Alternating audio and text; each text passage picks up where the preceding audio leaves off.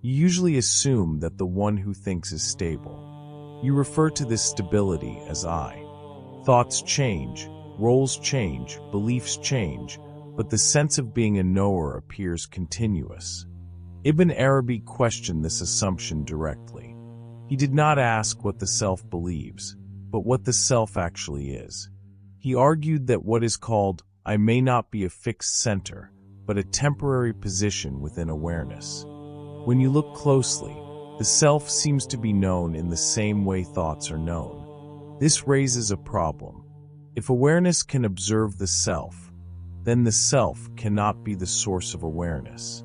Ibn Arabi treated this not as speculation, but as a fundamental issue in understanding reality. If awareness observes the self, what exactly is being observed? Before Ibn Arabi, Islamic thought largely emphasized structure from the outside.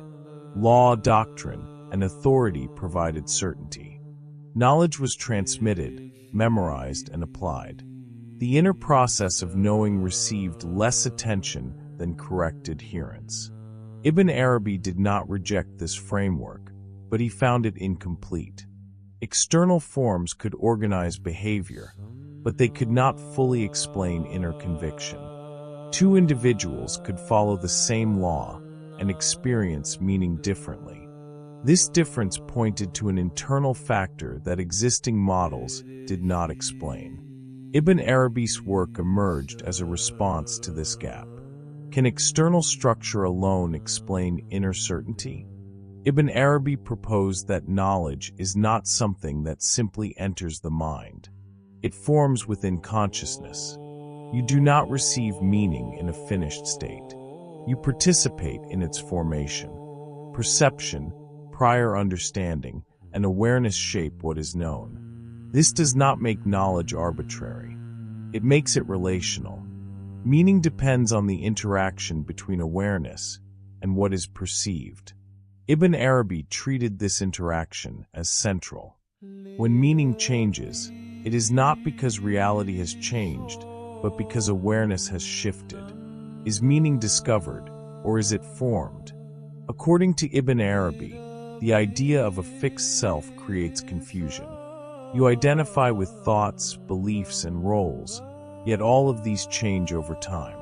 When awareness deepens, identity shifts with it. This suggests that the self is not an independent entity, but a pattern formed by perception. Ibn Arabi did not deny individuality. He denied permanence.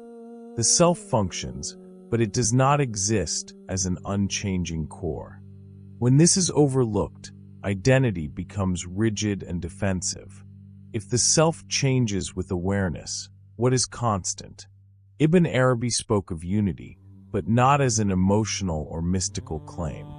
He treated unity as a cognitive principle. Reality is one, but it is perceived through many structures of understanding.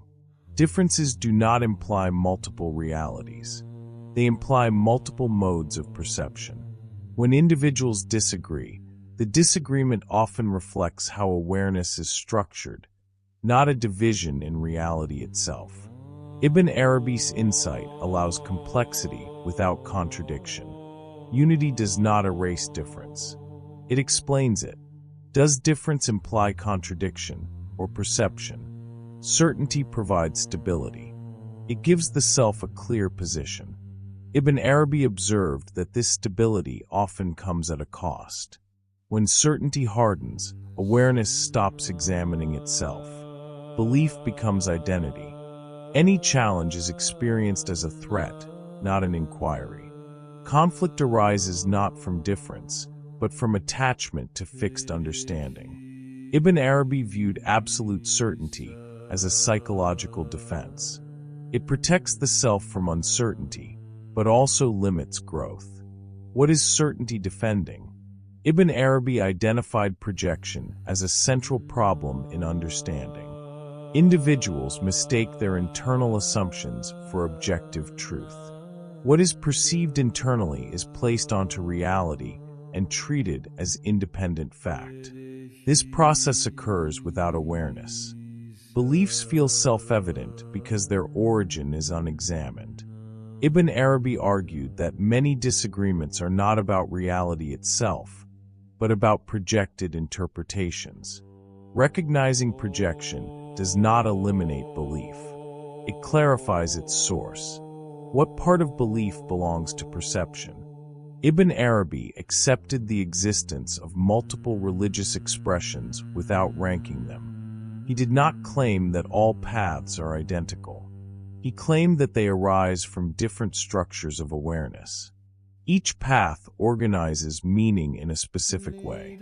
Differences reflect orientation, not error. This perspective removes the need for comparison based on superiority. Understanding becomes structural rather than competitive. Must understanding look the same to be valid? For Ibn Arabi, transformation is not achieved through effort alone.